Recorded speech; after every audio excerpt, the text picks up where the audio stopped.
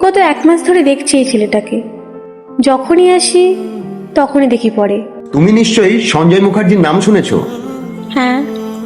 ওনারই ছেলে। জানো, ওর নামে ওর বাবা 100 কোটি টাকার সম্পত্তি রেখে গেছে।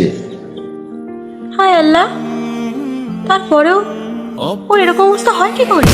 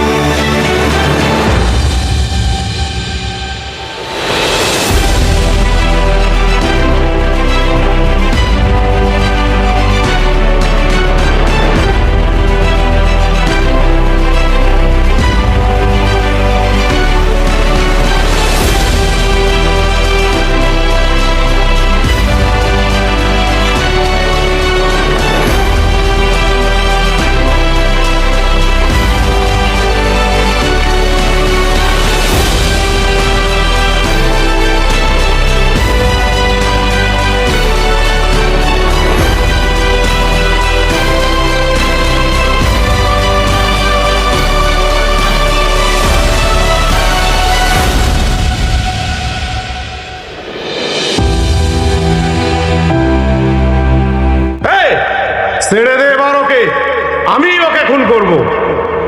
দাঁড়াও আব্বা, সেদিন কলেজে আমায় মেরেছিল। হ্যাঁ মেরেছিল সেদিন আমায়। আজ প্রতিশোধটা আমি নিয়েই নেব।